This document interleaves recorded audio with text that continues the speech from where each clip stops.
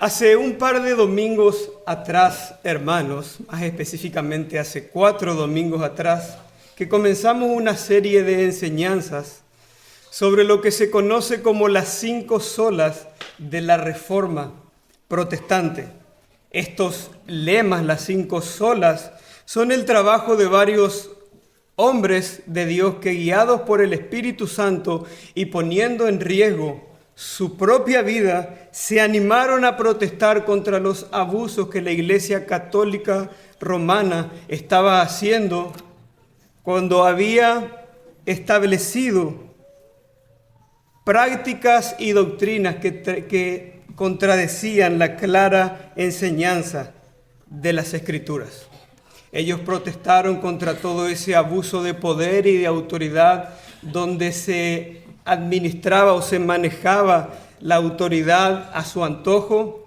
Ellos protestaron, y si bien en el comienzo de la Reforma, con Lutero, la Reforma tenía un carácter más soteriológico, esto es, estaba referida más a doctrinas básicas que tenían que ver con la salvación del ser humano, como por ejemplo, cómo el hombre es justificado delante de Dios. Ya luego más adelante con los demás reformadores y más específicamente con Calvino, la Reforma tomó un carácter más cosmovisional. ¿Qué quiere decir esto? Que la Reforma ya no se trataba simplemente de un par de doctrinas básicas, sino que tenía que ver con la manera de cómo el hombre percibía el cosmos, de cómo el hombre percibía la realidad. Así es, mis hermanos, que las enseñanzas de los reformadores llevarían al hombre a modificar toda su vida y a que perciba la realidad de otra manera. La teología, por lo tanto, afectaría todas las esferas de la existencia humana. Su vida, su trabajo, sus relaciones interpersonales, absolutamente todo iba a estar guiado o centralizado en las Escrituras. Su culto, su adoración, sí, sin duda alguna, pero también su vida, sus relaciones, su trabajo y cómo él se desarrolla en esta vida. Ahora, esta última máxima que vamos a estudiar en esta mañana, que es el solo a Dios la gloria o el soli deo gloria, es, mis hermanos, una conclusión lógica de las 4 anteriores que venimos estudiando. En primer lugar, habíamos hablado que había un problema de autoridad en la iglesia. Que mientras la iglesia decía, sí son las escrituras la autoridad, pero a la par también es el Papa, son los concilios y las tradiciones. Frente a este problema de autoridad, es que se proclamó el sola escritura, solo la Biblia, solo las escrituras son la palabra de Dios y por lo tanto solamente ella es la autoridad final de la iglesia y es nuestra guía de fe y de práctica. Por otro lado, en segundo lugar, mientras Roma sostenía que era la fe, pero también eran las obras del ser humano lo que lo justificaban delante de Dios, se proclamó sola fide o solo por medio de la fe. Solo por medio de la fe, no en nuestras obras, sino en la obra única de Cristo, es que el hombre es justificado delante de Dios. En tercer lugar, mientras la iglesia vendía el perdón con las indulgencias, se proclamó sola gracia. El perdón es un regalo de Dios, es una dádiva divina. El hombre nada puede hacer, no puede comprar con dinero. Dios lo da de pura gracia, sola gracia. En cuarto punto, mientras la iglesia sostenía que habían varios caminos para llegar a Dios, como era la iglesia misma, los santos, María y Cristo también, se proclamó solo Cristo. Solo Cristo es el único medio para poder llegar a Dios y alcanzar salvación, justificación y perdón de pecados. O sea, en otras palabras, solo Dios es el medio para llegar a Dios. Es por eso, mis hermanos, que de principio a fin la gloria debe ser dada a Dios. Si la palabra, si la Biblia, que es su palabra, es la autoridad final de la iglesia, entonces su autor debe de recibir reconocimiento y honor. Y este es Dios.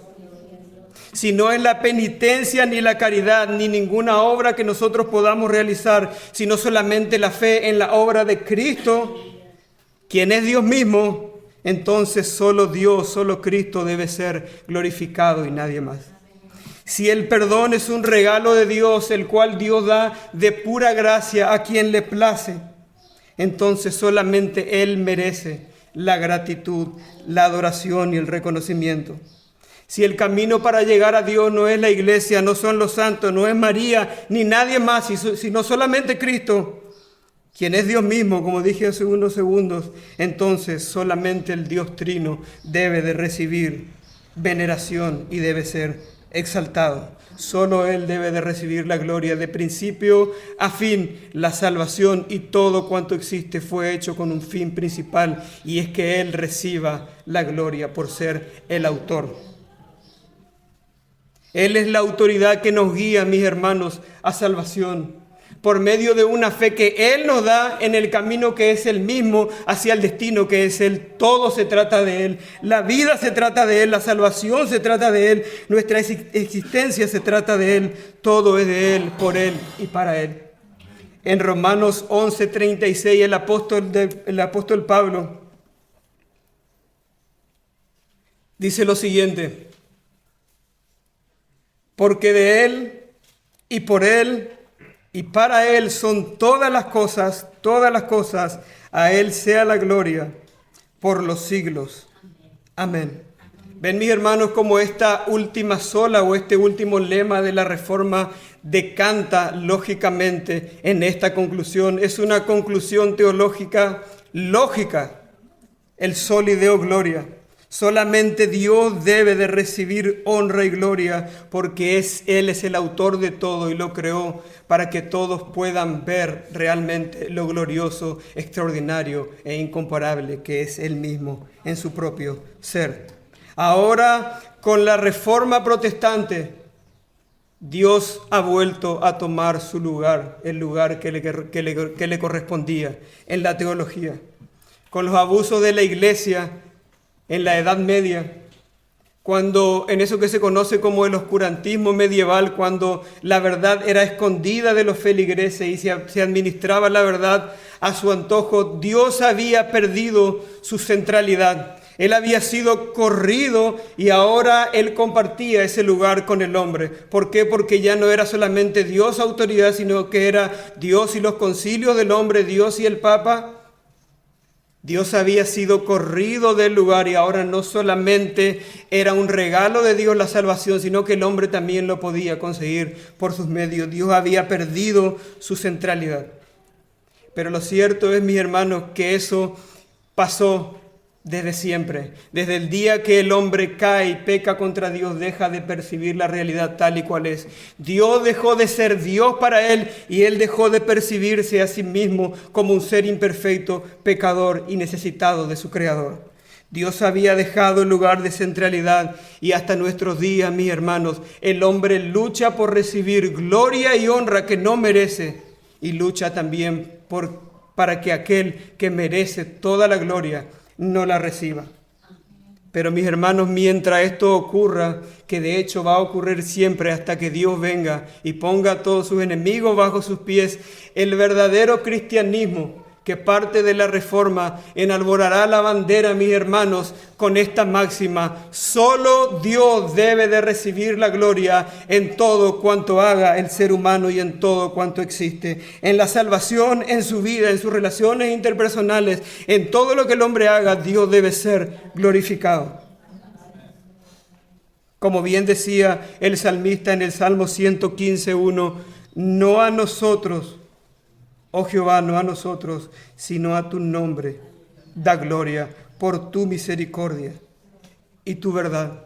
Mi hermano, si tú puedes valerte por ti mismo, si tú puedes hablar, ver, gustar, palpar, si tienes la maravillosa experiencia que recibimos por gracia de Dios, que es poder abrazar a un ser querido, a un hijo, a un padre, a un hermano. Si tienes algún talento, si hay algo bueno en ti, si puedes disfrutar algo, no es porque tú tienes mucha capacidad, porque tienes un coeficiente intelectual alto o porque tú eres diferente a los demás, sino que es puramente porque Dios ha sido misericordioso para contigo, porque todo proviene de Él. Él es el autor de la creación, Él te creó a ti y creó todo cuanto existe. Nada de ello lo tienes por ti mismo, mi hermano.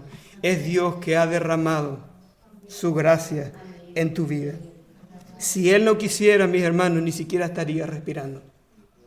El teólogo puritano Thomas Watson decía que cada vez que inhalamos, que cada vez que respiramos, inhalamos misericordia. Y realmente es eso lo que pasa cada vez que nuestro corazón late, cada vez que podemos respirar, cada vez que podemos ver, hablar o hacer alguna acción, es porque Dios nos las está regalando. Vivimos de prestado, todo es de Él, este universo es de Él, nuestro cuerpo es de Él, nuestra familia es de Él, nuestro trabajo es de Él, todo le pertenece. ¿No se dan cuenta, mis hermanos, que realmente todo es de Él? Tú elegiste algo en tu existencia. Antes de venir a la tierra, tú hiciste algo para caer en este tiempo, en este lugar geográfico, con esa familia, con esos amigos, con ese coeficiente intelectual. ¿Tienes algún mérito tú en ello? Por supuesto que no, todo Dios lo ha dado de pura gracia como a Él le placía. Y nada de lo que existe, mis hermanos, es un fin en sí mismo. Todo tiene como un fin principal glorificar a Dios. Dios para eso lo creó, para poder revelar su gloria. Solamente Él merece el honor. En la pregunta número 1 de nuestro catecismo de la confesión de fe, se hace la siguiente pregunta: ¿cuál es el fin principal del hombre? O sea, ¿para qué el hombre existe? ¿Para qué estamos aquí? ¿De qué se trata esto en nuestra existencia? Y responde: el fin principal del hombre es glorificar a Dios y gozar de Él para siempre. Todo, mi hermano, absolutamente todo, no solamente las cosas que se dan dentro de la iglesia, todo, incluso tú mismo fuiste creado para su gloria. No se trata de tu felicidad, de tus sueños. No tiene que ver esta vida, tu existencia. No es el propósito final que tú seas feliz y ya no tiene nada que ver. El fin principal de todas las cosas y de nuestra existencia es que Dios sea glorificado. Así que mi amigo y mi hermano, si tú viniste en esta mañana para que yo, y aunque sea incómodo de este lugar, te hable de que Dios quiere cumplir todos tus sueños y quiere hacerte inmensamente feliz, que ese es simplemente el motivo de esta vida, si te sientes bien o no contigo mismo, déjame decirte, mi hermano y mi amigo, que esa no es la verdad, ese no es el propósito de tu vida. Y con esto yo no estoy diciendo que Dios es un Dios que creó al ser humano para torturarlo y que ni siquiera le importa la felicidad del hombre. No estoy diciendo eso. Lo que estoy diciendo es que hay un fin mayor y principal que tiene el ser humano. Y cuando el hombre encuentre ese fin principal, que es honrar a Dios, ahí el hombre realmente va a conocer el pleno gozo, aquel gozo y aquella dicha que está por encima de todo. Porque no hay un lugar más placentero, más feliz, más gozoso y más dichoso en el mundo entero para la criatura que estar en paz con su Creador. No lo hay. Y si yo te pregunto, mi hermano, hasta aquí está todo claro, creo por lo menos. Si yo te pregunto, ya que estamos, que hay que darle la gloria a Dios, que Él debe de recibir el honor, debe de recibir la gloria, hasta aquí quedó claro. Si yo te pregunto, ¿qué es la gloria de Dios? ¿Cuál sería tu respuesta? Si comenzamos a pensar, por lo menos me pasó a mí, es algo bastante abstracto, quizás medio complicado de entender. Bueno, para poder entender qué es la gloria de Dios, nosotros primariamente debemos ir a su esencia misma, a su naturaleza misma. La Biblia nos enseña una y otra vez que Dios es santo, santo, santo. ¿Y qué quiere decir que Dios es santo, santo, santo? Bueno, santo significa apartado. Él está apartado del resto. ¿Por qué Dios está apartado del resto? Bueno, Dios está apartado del resto porque Dios es único en su género. Dios no tiene nada que ver con la naturaleza humana. Él está en un nivel infinitamente superior. Él es santo, Él está apartado. Él es infinitamente perfecto en sus múltiples atributos. Él es santo y Él es apartado. Él es glorioso naturalmente. Dios es único en su género. Él pertenece a una clase única de perfección, de grandeza, de valor. Él es distinto, es separado a los demás. Él nada tiene que ver, mis hermanos, con la imperfección, con la maldad, con el error y con la injusticia. Él es santo, Él tiene perfecciones infinitas, grandeza infinita y valor infinito. Él es glorioso en sí mismo. Cuando el profeta Isaías tiene esa visión del trono de Dios, luego de que el rey Usías muere, él ve a los ángeles que cantan alrededor de Dios y dicen lo siguiente en Isaías 6:3. Y el uno al otro daba voces diciendo: Santo, santo, santo. Esto es lo que primero se escucha de los ángeles. Y uno esperaría que luego de que los ángeles digan este término, santo, santo, santo, luego ellos continúen hablando de esto diciendo: Jehová Dios de los ejércitos, toda la tierra está llena de tu santidad. Pero lo cierto es que los ángeles dicen: santo, santo, santo, toda la tierra está llena de tu gloria.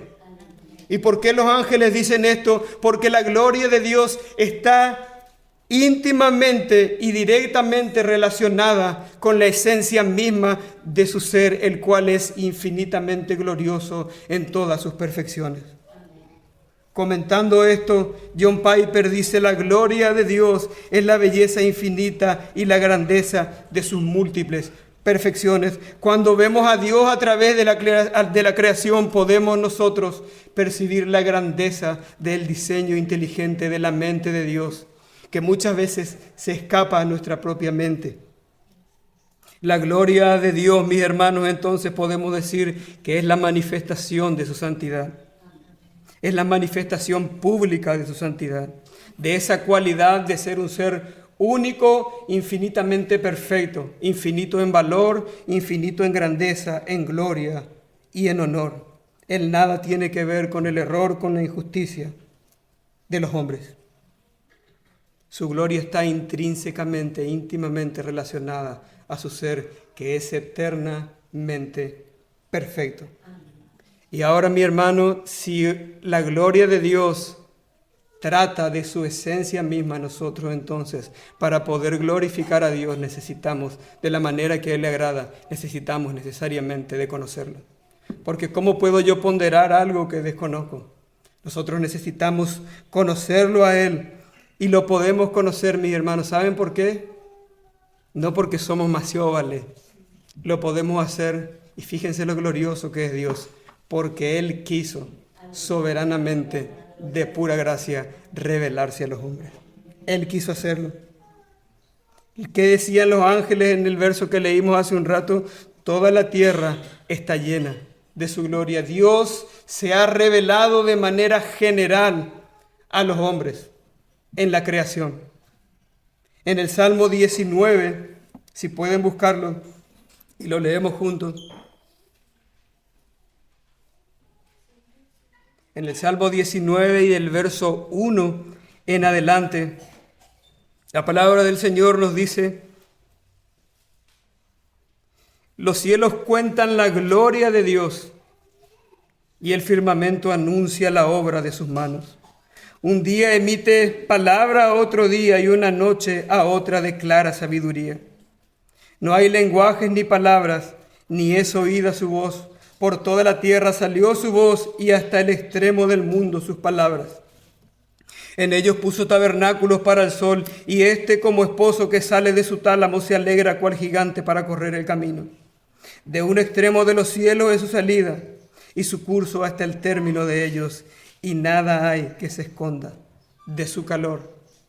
En concordancia con esto, más adelante Pablo en Romanos 1:19, hablando de cómo Dios se revela de manera general en la creación, cómo revela su poder, sus atributos, su mente. Él dice: porque lo que de Dios se conoce les es manifiesto, Romanos 1:19.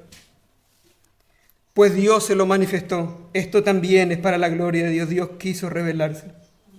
Porque las cosas invisibles de Él, su eterno poder y deidad, se hacen claramente visibles desde la creación del mundo, siendo entendida por medio de las cosas hechas. Este universo creado, mis hermanos, se creó con el propósito de que constantemente evidenciara la gloria de Dios. Él es extraordinario, es excelso, es perfecto y no tiene comparación. Cada vez que nosotros vemos los animales, los que han tenido la oportunidad de ir a de hacer un safari ya es demasiado, pero por lo menos ir a un zoológico, tenemos uno en la ciudad, uno ve las bestias, ve los animales y algunos realmente te estremecen. Es realmente sorprendente y eso fue, mis hermanos, diseñado por Dios. Cuando uno ve los animales, ve la vegetación tan hermosa. Eso todo debería de llevarnos a glorificar a Dios. Las estaciones del año, los procesos naturales, los cuerpos celestes, cada vez que vemos una noche estrellada, eso debería de llevarnos, no a decir qué linda está la noche para pasear, sino que en primer lugar debería de llevarnos al ver las estrellas, a decir, Dios mío, qué glorioso eres.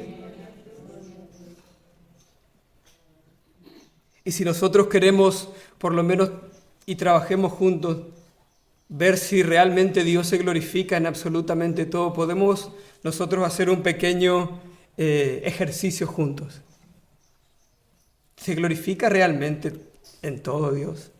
Dios puede, por ejemplo, glorificarse si yo me como un coquito, una criollita, un pedazo de pan. ¿Puede ser Dios glorificado en algo tan simple? Y la respuesta es sí, mi hermano, y completamente sí. Vamos a hacer un ejercicio rápido. Para que yo tenga una pieza de pan, un pedazo de pan, un coquito. En primer lugar, yo tengo que tener trigo, básicamente. A no ser que sea otro material, pero comúnmente se hacen de trigo, harina de trigo. Tengo que tener trigo. Ahora, el trigo, así como lo conocemos, no fue producto del azar, eso no se generó espontáneamente por una explosión, no, mis hermanos. El trigo fue creado y diseñado por Dios. Todo el diseño morfológico, su forma, su color, su textura, sus componentes, mis hermanos, todo lo que conlleva el trigo, la fibra, el gluten, la celulosa, todo lo que hay dentro de ese material estuvo en primer lugar en la mente de Dios. Ahora, para que el trigo llegue a ser trigo, primeramente una semilla debe de germinar. Ahora, para que esta semilla germine, y esto puede ser medio tedioso, pero me gustaría que ustedes puedan dimensionar que Dios se glorifica en absolutamente todo. Para que esa semilla germine, ella depende de un sinnúmero de factores. Los nutrientes del suelo, el pH y también el clima, todo debe estar armonizado para que ese trigo, para que esa semilla llegue a producir trigo. Y todo eso, todo ese proceso de las características del suelo, del clima, todo eso depende de Dios, quien controla todas las cosas. Ahora, luego eso, una vez que llega a ser trigo, tiene que pasar por otro proceso donde es cosechado, donde es seleccionado, donde se descarta, donde luego se hace la molienda para que luego sea comercializado. Ahí hay todo un nuevo proceso que depende exclusivamente de Dios. Lo cierto es que para poder comprar trigo nosotros tenemos que tener dinero. Y para tener dinero, ordinariamente, si alguien no tiene una herencia, tiene que trabajar. No hay otra. Ordinariamente hay que trabajar para poder comer. Ahora, el trabajo contiene un montón de variables que necesariamente dependen de la providencia divina. Ya no vamos a irnos por esa rama. Entonces, el trigo fue creado por Dios, que Él crezca depende de Dios, que nosotros tengamos trabajo para poder comprarlo, depende de Dios. Y ahora bien, también, una vez que podemos comprarlo, ya que tenemos trabajo, falta todavía un punto más, mi hermano, para que ese simple hecho de comer pan pueda ser llevado a cabo y que el pan sea útil y tenga valor para usted. ¿Y saben qué es? Que usted tenga salud. Porque para que nosotros podamos digerir un pedazo de pan, nuestro cuerpo tiene que funcionar bien.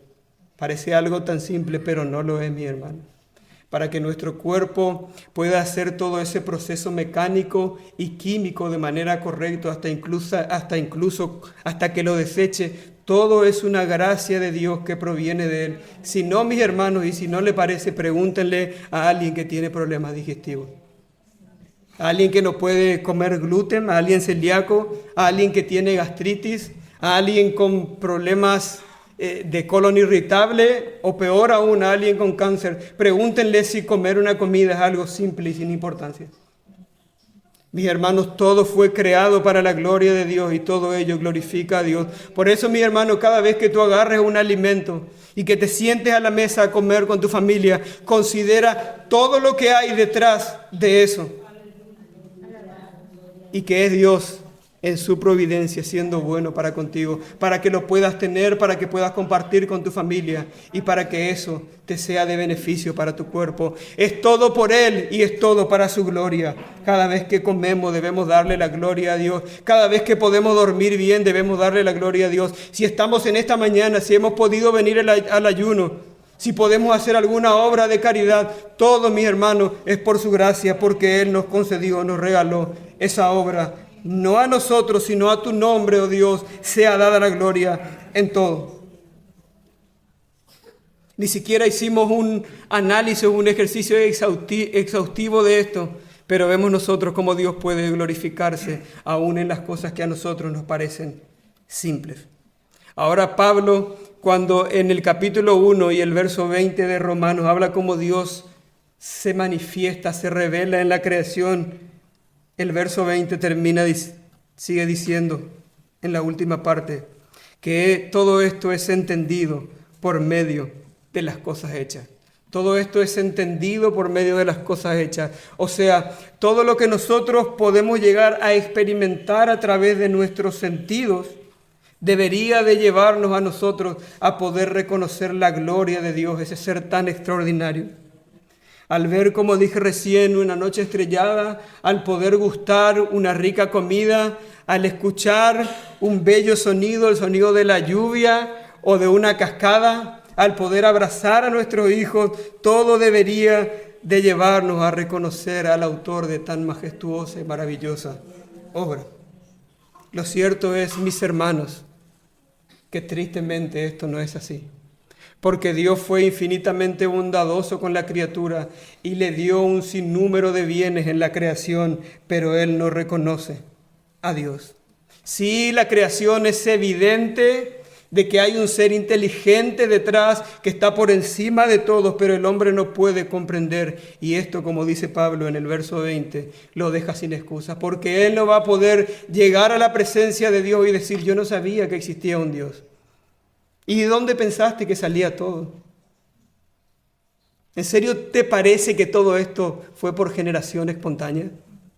Por supuesto que no, fue un ser inteligente el que diseñó todo, un ser que es glorioso en sí mismo. El hombre no reconoce a Dios porque el día que cae deja de percibir la realidad tal y cual es. En el mismo capítulo 1 de Romanos, Pablo en el verso 18 dice: porque la ira de Dios se revela desde los cielos contra toda impiedad e injusticia de los hombres que detienen con injusticia la verdad. No, Dios no existe. Yo no creo que Él exista. Verso 21, pues habiendo conocido a Dios, siendo tan evidente en la creación, no le glorificaron como a Dios ni le dieron gracia, sino que se envanecieron en sus razonamientos y su necio corazón fue entenebrecido. Profesando ser sabios, se hicieron necios y cambiaron la gloria de Dios incorruptible en semejanza de imagen de hombre corruptible, de ave, de cuadrúpedos y de reptiles. Ahí está el hombre.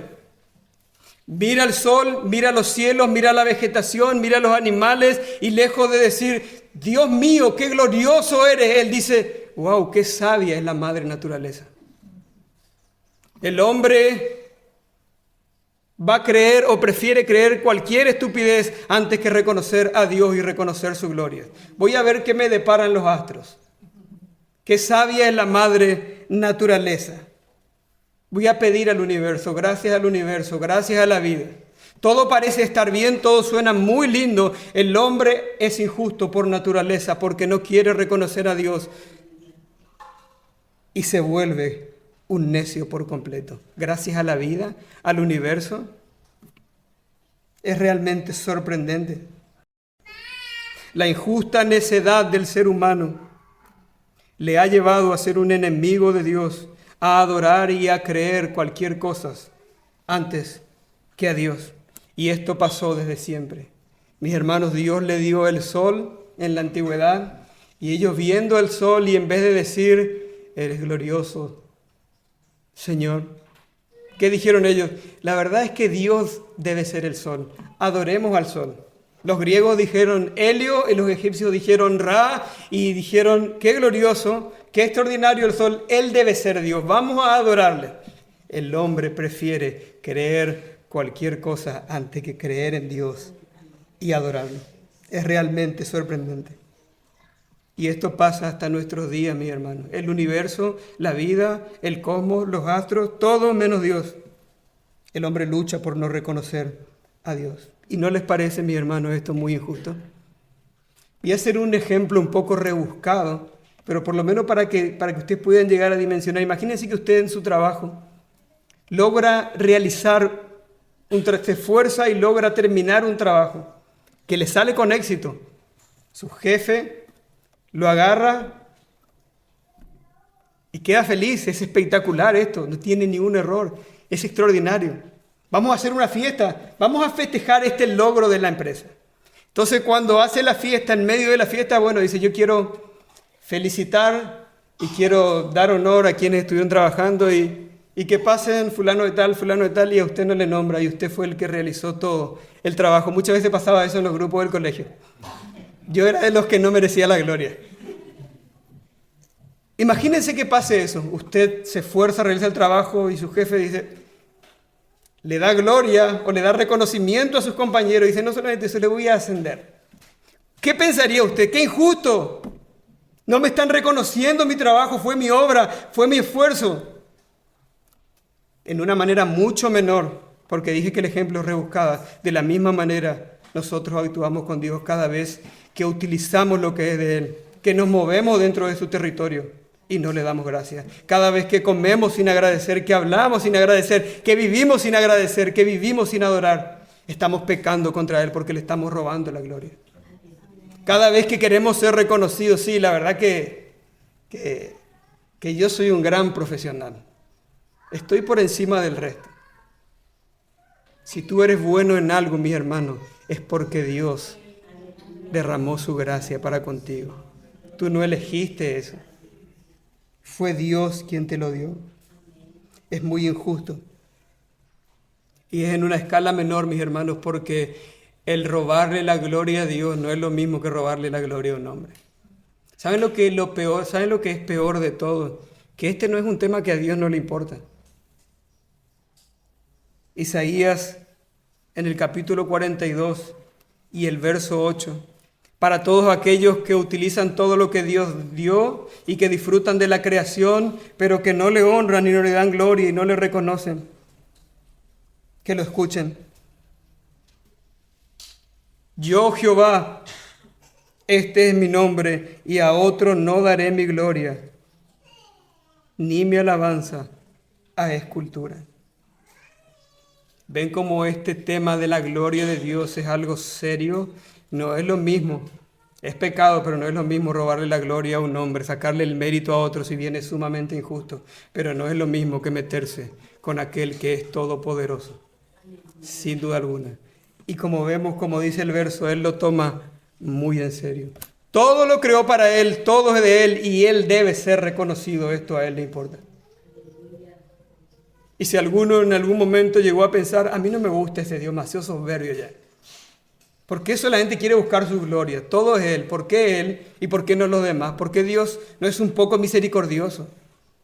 Qué soberbio, qué orgulloso. Bueno, mis hermanos, si a alguno le pasó por la mente ese planteamiento, déjenme decirle que ese planteamiento no tiene ningún sentido.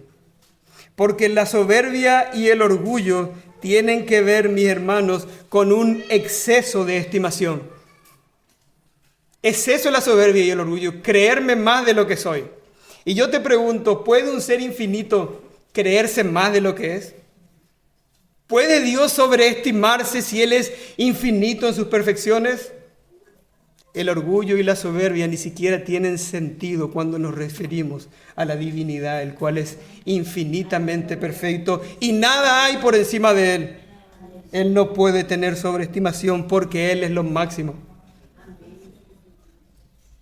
No hay un número más alto, no hay un grado más alto, Él es infinito. El problema cuando pensamos eso es que nosotros queremos humanizar a Dios. El hombre sí es soberbio, el hombre sí es orgulloso, porque siendo sumamente imperfecto y débil, se cree, como se dice comúnmente, la última Coca-Cola del desierto. Se cree que es lo máximo, cuando no es así. Y el hombre no solo no reconoce, sino que le molesta evidentemente que Dios sea así. Porque cuando se predica sobre que Dios debe de recibir toda la gloria, el hombre se incomoda y dice: a mí no me gusta ese Dios tan soberbio, tan orgulloso, que solamente le importa a Él y nadie más. Dios, por causa de la injusticia del ser humano, Él nos podría, mis hermanos, raer de la faz de la tierra. Él nos podría eliminar para siempre, porque vivimos en su universo día a día robándole honra. Pero lo cierto, mis hermanos, y gloria a Dios por eso, por su misericordia y amor, que Él no nos aniquiló, sino que Él se reveló de manera general. El hombre fue injusto y lo rechazó, y Dios ahora le plació ser más misericordioso todavía, y fue más allá y se reveló de una segunda forma, en una revelación particular, más precisa, más hermosa, más íntima y perfecta. Él se reveló en Jesucristo, en su Hijo. Nosotros merecíamos condenación por causa de nuestra injusticia, pero en el Hijo Él nos absolvió en la justicia de Cristo. En lugar de castigo nos dio amor. Teníamos el infierno, mis hermanos, como destino por causa de nuestra injusticia. Pero por medio de Cristo, el único camino para llegar a Dios, hemos llegado hasta el cielo y las puertas estaban abiertas de par en par por su gracia, para que podamos acceder a nuestro Padre Celestial por Cristo y por su gracia. Es por medio del Hijo Jesucristo que Dios se revela de una manera más perfecta, que nos puede demostrar de una manera más precisa todas sus perfecciones y sus atributos. Isaías 60, el verso 1 y 2 de Isaías 60, hablando de Cristo, se nos dice: en esta revelación particular, la cual es más precisa sobre Dios, el profeta dice en el verso 1 del capítulo 60, levántate y resplandece, porque ha venido tu luz y la gloria de Jehová ha nacido sobre ti. Porque aquí que tinieblas cubrirán la tierra y oscuridad las naciones, mas sobre ti amanecerá Jehová y sobre ti será vista su gloria. En Hebreos, en el capítulo 1, y desde el verso 1 en adelante, el escritor dice: Dios, habiendo hablado muchas veces y de muchas maneras en otro tiempo a los padres por los profetas, en estos postreros días nos ha hablado por el Hijo, a quien constituyó heredero de todo, y por quien asimismo hizo el universo, el cual, siendo el resplandor de su gloria, este es Cristo, el resplandor de su gloria y la imagen misma de su sustancia, y quien sustenta todas las cosas con la palabra de su poder, habiendo efectuado la purificación de nuestros pecados por medio de sí mismo, se nos sentó a la diestra de la majestad en las alturas, hecho tanto superior a los ángeles, cuanto heredó más excelente nombre que ellos. Dios se reveló de una manera precisa y particular en Jesucristo. Su revelación se amplió y ahora el hombre puede tener, por la gracia de Dios, un conocimiento más profundo de la gloria de Dios, de sus atributos y de su naturaleza.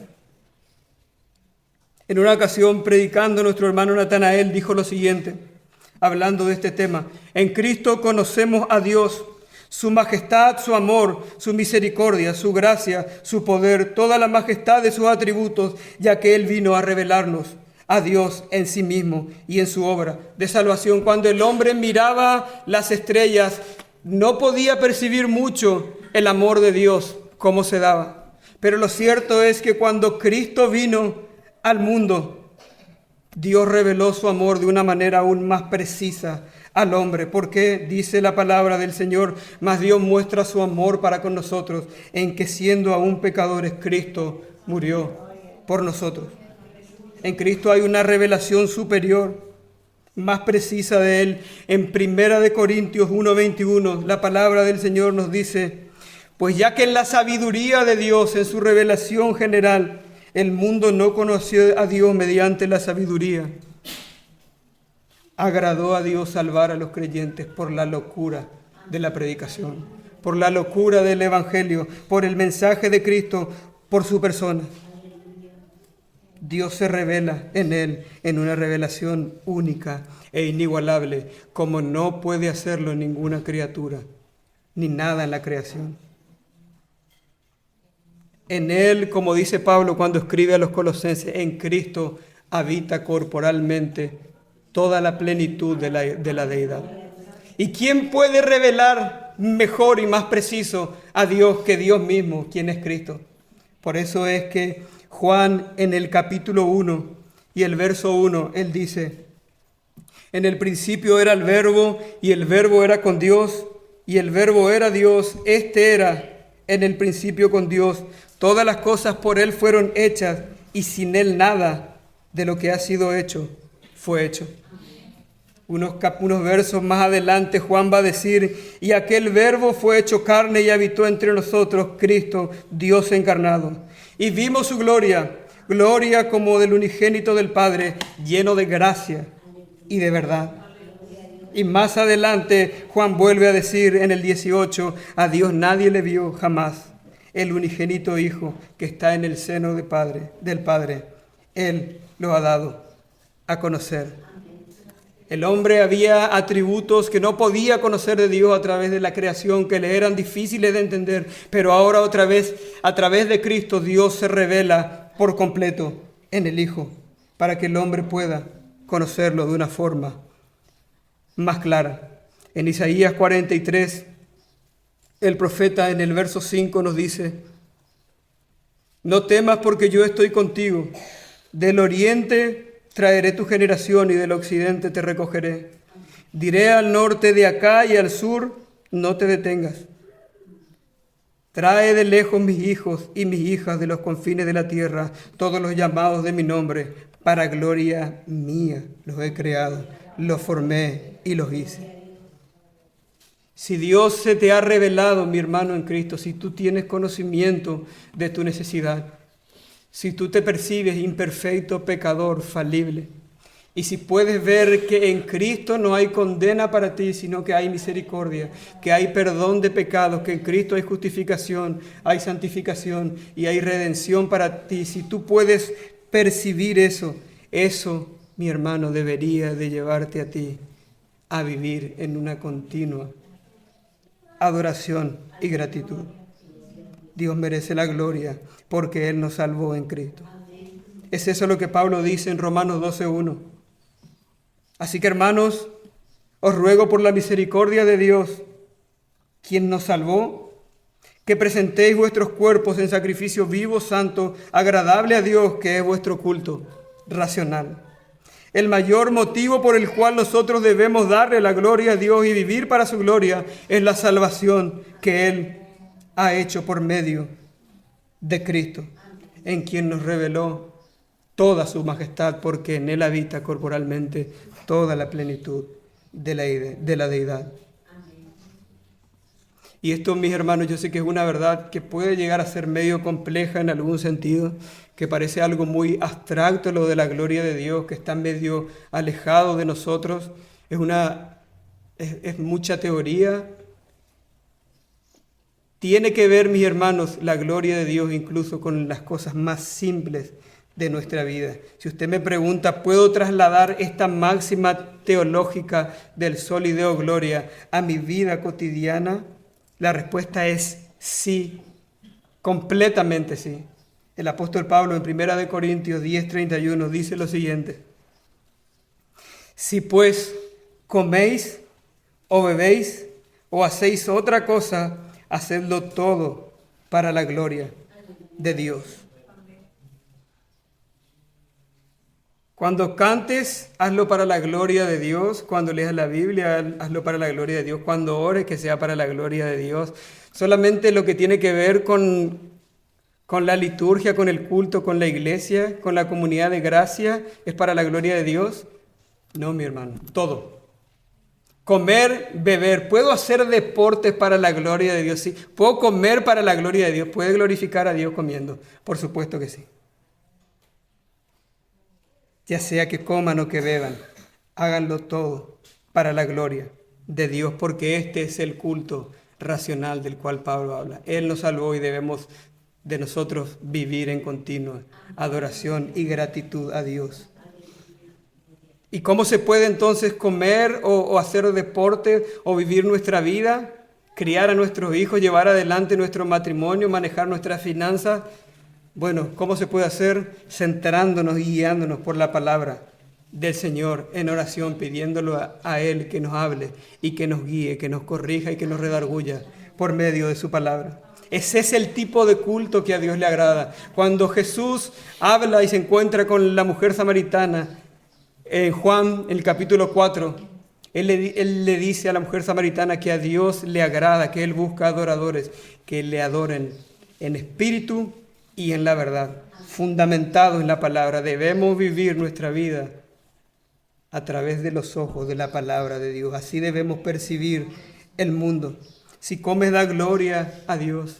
Si comes, comparte los alimentos. Es eso lo que Dios te manda en las Escrituras. Glorifica a Dios, es Él que te da el alimento. Pero también Él nos habla en su palabra que no debes excederte. Porque cuando te excedes, pecas de gula y pecas de gula contra Dios. Y en segundo lugar, destruyes tu cuerpo. Ven cómo Dios nos guía hasta para comer y glorificarle. ¿Se puede trabajar para la gloria de Dios? Por supuesto que sí, se puede trabajar para la gloria de Dios, pero mi patrón es incrédulo. Pero mi trabajo, obviamente no estoy hablando de algo ilícito, pero no tiene nada que ver con las Escrituras. Yo, no sé, vendo helados, no tiene nada que ver. ¿Se puede glorificar a Dios en mi trabajo? Por supuesto que se puede glorificar a Dios. ¿Qué debo hacer entonces para glorificar a Dios en mi trabajo? Bueno, en primer lugar tenés que agradecer porque el Señor te dio trabajo. Te dio una capacidad, una aptitud, un don, una profesión. En primer lugar tienes que agradecer a Dios que te regala. Porque uno puede tener mucho conocimiento y no tener la oportunidad. Dios regala tanto el conocimiento como la oportunidad. Todo depende de Él. En primer lugar debemos agradecer a Dios que Él nos regaló el trabajo. En segundo lugar, ya sea cambiar un neumático, construir un techo, hornear un pan, lo que sea, debemos hacerlo como si fuese para el Señor. Aunque nuestro patrón sea casi inaguantable e innombrable, debemos hacerlo como para Dios. Cuando Pablo le escribe a los colosenses en el capítulo 3 y el verso 22, él le dice lo siguiente: siervos, obedeced en todo a vuestros amos terrenales, no sirviendo al ojo, como los que quieren agradar a los hombres, sino con corazón sincero, temiendo a Dios. Y todo lo que hagáis, hacedlo de corazón, como para el Señor, y no para los hombres, sabiendo que del Señor recibiréis la recompensa de la herencia, porque a Cristo el Señor servís. Mas el que hace injusticia recibirá la injusticia que hiciere, porque no hay acepción de personas. Cada vez que hacemos una obra, por más simple que parezca, por más que no tenga nada que ver con el culto a Dios, nosotros debemos de realizarla y debemos hacer nuestro trabajo como si lo estuviésemos horneando para Dios. Imagínense usted, hermana o hermano, cuando está cocinando algo. ¿Sabe que no le aguanto a este que le voy a cocinar? ¿Le voy a poner más sal o le voy a poner más picante? Usted no debe pensar eso. Voy a hacerle una rica comida. Imagínense que le está cocinando a Jesús. ¿Cómo lo haría usted? El solo hecho de pensarlo ya me estresa. Si me estresa para cocinarle a mi familia, usted debe hacerlo como si fuese para Dios. ¿Por qué? Porque haciéndolo como si fuese para Dios, usted en primer lugar no va a permitir que el nombre de Dios sea blasfemado. Y en segundo lugar, usted está creando una posibilidad para que Dios sea glorificado. Reconociendo a través de usted que usted es diferente a los demás porque Dios derramó su gracia en usted y también permitiéndole que en alguna ocasión esa persona pueda abrirse a escuchar el gran e incomparable mensaje del Evangelio. Fíjense lo que Pablo le dice a Timoteo en 1 Timoteo 6:1. Todos los que están bajo el yugo de esclavitud. ¿Tu patrón es insoportable? No tiene nada, Gaby, mi patrón no tiene nada que ver con Dios. Yo no puedo trabajar como si Él fuese Dios. Los que estén en yugo de esclavitud. tengan a sus amos por dignos de todo honor, para que no sea blasfemado el nombre de Dios y la doctrina. Recuerden que ustedes deben vivir su vida en adoración al Señor como un culto racional. Así que por medio de su vida va a brillar la luz de la verdad de Dios, un Dios que cambia, que transforma y que se revela también a través de su iglesia y de su Hijo. Un ejemplo de esto, y ya estamos terminando, mis hermanos, si están un poco cansados. Un ejemplo de esto es el famoso compositor Johann Sebastian Bach, uno de los más grandes compositores de la historia. Él, una vez que iniciaba una pieza, él inclinaba la cabeza antes de comenzar y oraba de la siguiente manera: Jesús, ayúdame a mostrar tu gloria a través de la música que escribo. Que te traiga alegría incluso mientras trae alegría a tu pueblo. Finalmente, cuando él terminaba de escribir su obra, él firmaba con las letras SDG. ¿Qué quiere decir esto? Él terminaba su obra diciendo: solo a Dios sea dada la gloria. Soli Deo gloria. Eso es vivir para la gloria de Dios. Él podría llegar a pensar: ¿qué tiene que ver mi trabajo con Dios? No, todo tiene que ver, todo es para su gloria. Vas a cambiar un neumático, vas a hornear un pan, vas a construir un techo, hazlo para la gloria de Dios, que Él se glorifique a través de tu trabajo, que se glorifique a través de ¿qué? De que a ti, que eres por naturaleza injusto, Él te ha hecho justo, que la gente puede confiar en tu trabajo, que tú eres honesto porque Él está derramando su gracia en ti. Y por último, mis hermanos y mi amigo que estás en esta mañana, todo cuanto te rodea y cuanto rodeó tu vida hasta el día de hoy es una revelación de la misericordia, de la gracia y de la bondad de Dios. Y si tú no has reconocido a Dios a través de todo lo que has experimentado a través de los sentidos a lo largo de tu vida, tú estás en un grave problema, porque como mencionamos hace unos minutos atrás, este no es un tema menor para Dios. Tú le estás robando su gloria. Estás dándole la gloria a otro, la estás tomando tú, no lo estás reconociendo, estás viviendo tu vida en injusticia. La palabra del Señor nos dice que es esto lo que naturalmente hacen los seres humanos, porque Pablo nos dice en Romanos 3:23 que por cuanto todos pecaron, están destituidos de la gloria de Dios. El hombre pecó, cegó su entendimiento y ahora ya no reconoce a Dios, sino que vive su vida como si Él fuese la autoridad y lo único que importa, y el único que debe de recibir gloria, lo único que importa. Nuestras transgresiones nos llevaron a no reconocer a Dios y a volvernos enemigos de Dios, mereciendo su castigo. Tarde o temprano, mi amigo, si tú vives tu vida sin reconocer a Dios, sin tener en cuenta a la divinidad, a quien creó todo cuanto existe, tú vas a tener que pagar por tu injusticia, porque así como la Biblia habla de que Él es amor, Él también es un Dios justo.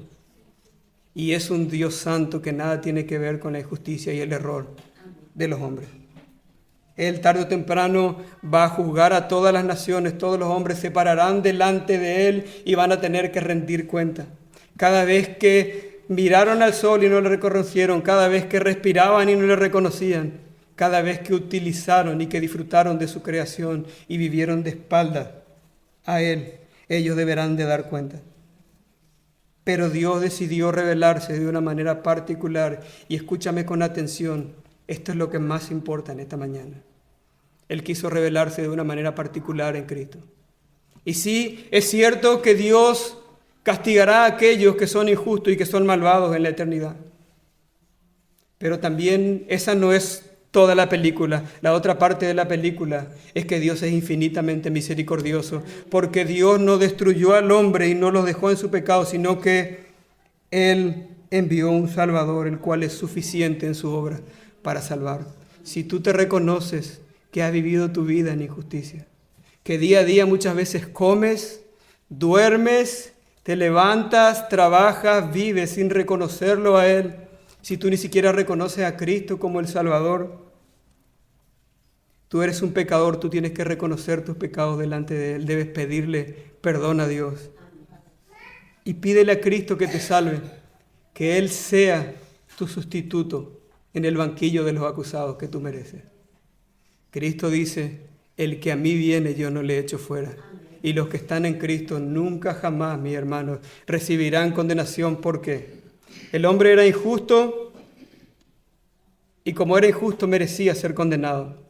Ahora Cristo viene al mundo y se para delante de Dios y Él dice, todos los pecados de los hombres yo los voy a cargar. Y cargando la injusticia de los hombres, Él es juzgado delante de Dios y va a la cruz y muere por los pecados.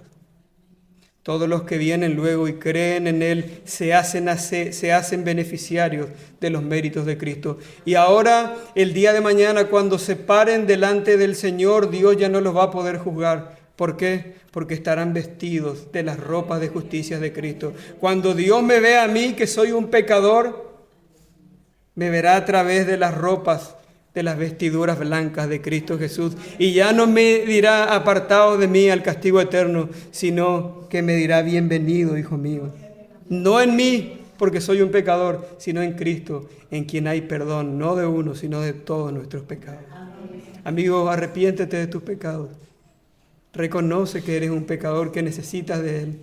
Cree en Cristo. Sé que es muy difícil entender todo, pero reconoce tus pecados. Reconoce que eres injusto y pídele a Cristo que te salve, que Él haga una obra de salvación en tu corazón y Él te salvará.